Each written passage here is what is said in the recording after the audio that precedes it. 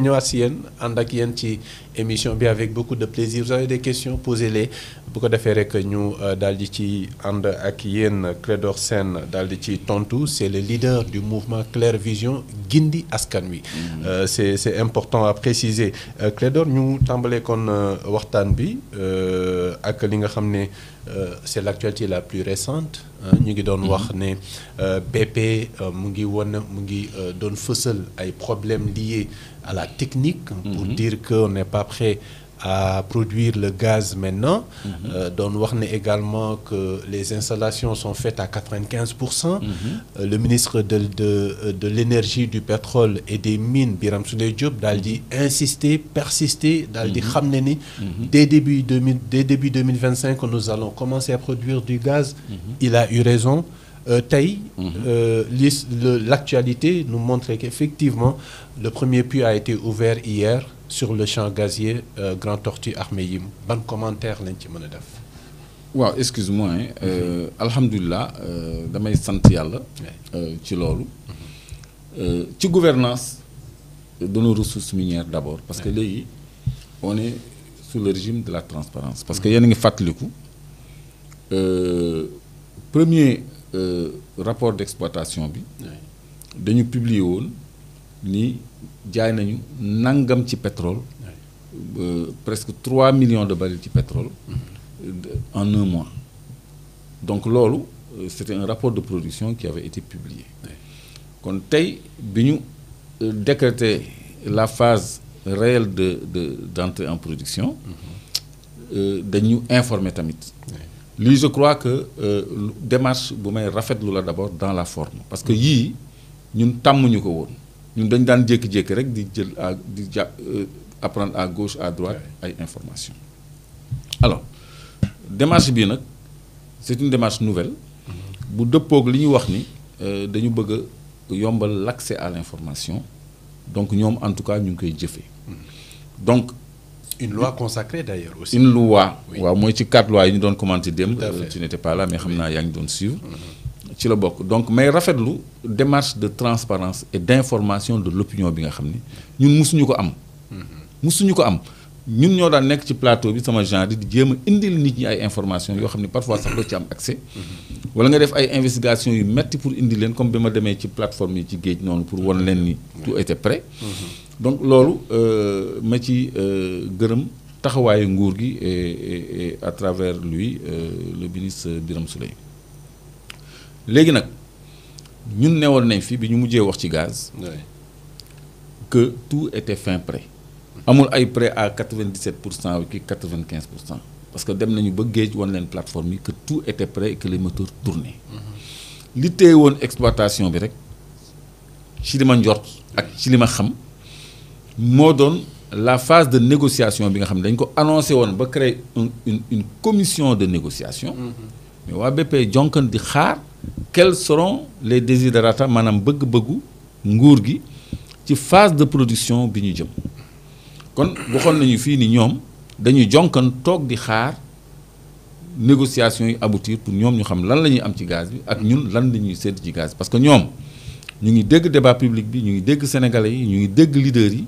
xam nañu ni ñun li ñu moom ci gaz bi dañ koy jël si kon tey jii bi ma déggee à l'Assemblée nationale premier ministre def annonce ni dina am wàll bu ñuy jot ci suñu gaz loolu mooy kon négocier nañu loolu ba mu féete boor moo tax ñu déclarer la phase de production boo xoolee après déclaration boobu rek la ñu annoncé production bi loolu dafay firndeel ni négociations yi dong lañ doon xaar pour lancer la phase de production léegi nag sama problème mooy un puits sur 4 la ñu déclaré ni moom la ñu ubbi Moustapha indil le système de production sous-marin pour ñu xam ni le projet est assis sur 4 puits interconnectés yoo xam ni interconnexion bi dañ ko def ba pare foofu ça pose aussi le problème de ressources humaines capables d'aller faire l'étalonnage sur place pour xool ndax li ñuy déclarer ak li am benn la mais de toute façon c'est un bon début que mu nekk en phase de production. Comme Sangomar bi ñu commencé 75 mujj nañu 100 000. Je crois que ñoom aussi bu ñu commencé produire. dinañu am waaw image yi la waaw dinañu am nu mu tuddati les quantités réellement produites parce que le plan de production déposé moo doon nu mu tuddati gis nga boo xoolee fii lii mooy tête de puits 1 2 3 4 lii central la donc yu vert yi mooy gaz bi yu vert yi mooy gaz bi donc lii central la 1 2 3 4 léegi ñoom nee nañu benn mooy dox ci donc loolu je crois que war nañ ko leerlu ba xam ban production la ñuy déclarer parce que phase 1 bi li ñu waxoon ci plan de production bi mooy 14 millions et demi de mètres cubes par jour 14 millions et demi de mètres cubes par jour donc mètre cube moo ëpp standard cubique feet bi nga xam ni ñoom moom la ñuy nattee pour réeral ñu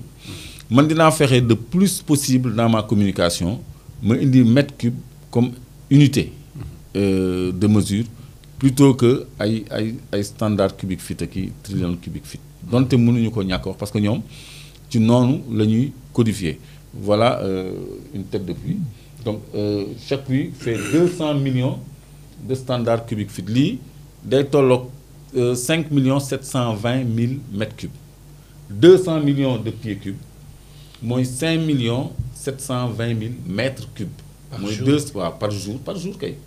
par jour et par puits kii benn puits la donc ça c'est à multiplier par 4 ça t'amène à 22 alors que le plan de production est de 14 millions et demi je veux dire par jour toujours donc benn tête de puits bii 200 MMSF mooy 200 millions de standard cubique feet mooy 5 720 000 mètres cubes bon dama ko jàpp parce que dama ko calculer woon parce que cubique feet bi 200 millions bi ngay multiplier par 0,0286 200 millions multiplié par 0,0286 moo lay jox 5 720 000 mètres cubes kon tey jii 4 yu mel nii moo nekk foofu ci suuf mooy image bi ñu njëkkee wane donc léegi nee nañu benn bi la ñu lancé gum je crois que balaa mu yàgg dinañu lancé yëpp pour ñu nekk en pleine phase de production 1 2 3 4 donc loolu je crois. De l'autre côté lële qu'est-ce qu'on a. yëpp ay centrales la comme d'accord ok xam nga bii mooy yóbbu ci FPSO bi.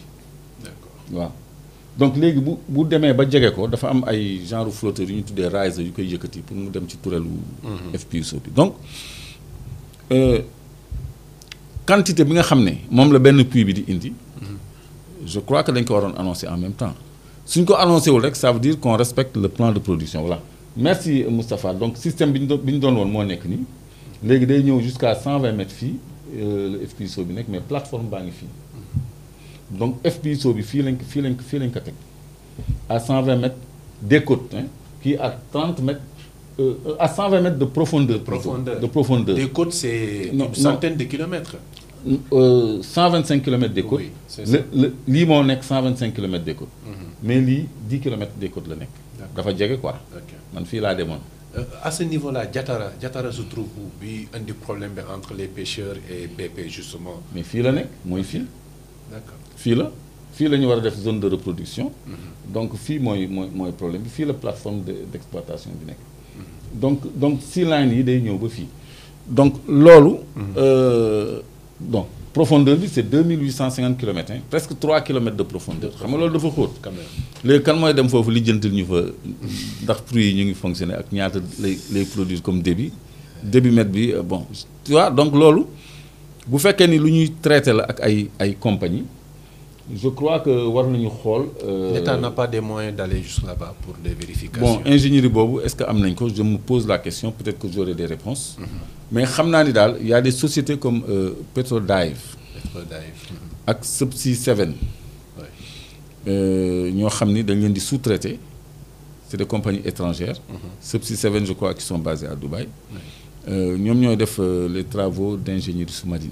D'accord. donc je disais. Oui. plan de production bi. 14 millions et demi la wax. léegi benn puits bi ñaata la loolu aussi information boo xam ne ñu ngi koy xaar la. léegi li ci neex mooy gaz bi dinañ ci jot suñu wàll parce que premier ministre moo ko annoncé man dama bëggoon vraiment ñu déglu premier ministre balaa ñuy dugg ci loolu ci lu mu wax ci gaz bi man dama ci kontaan. C'est ça, Moustapha avec la complicité de Moustapha ñu dem assemblée. Moustapha nag je le remercie beaucoup dans mes émissions. Hein. Oui, il est efficace te dafa am lecture de réalisation comme ni wax lecture de jeu en football. Moustapha moom léegi ñu ngi développé suñu ay automatisme. C'est ça. ñu ngi développé suñu automatisme. Il est très technique hein. Il est très technique. Moustapha, donc c'était dans le cadre de la déclaration de politique générale du Premier ministre Ousmane Sonko. On va à l'Assemblée nationale dégluwaat ko bu ko defee ñu ñëwaat sur le plateau. En tout cas man bi beaucoup moins cher, ça va impacter directement sur la consommation. Mais li ma leen wax mooy la mère des batailles mooy suñu gaz ñu fexe ba téye ko fii def ci suñuy centrale baisser le prix excédent yi ñuy am ñu doon exportateur d'énergie parce que réew yi ñu wër yépp dañoo am tey problème énergie yépp tous les pays yi nga xam ne suñuy voisins lañ tey dañoo am des gaps extraordinaires et avec l'interconnectivité bi nga xam ne léegi lu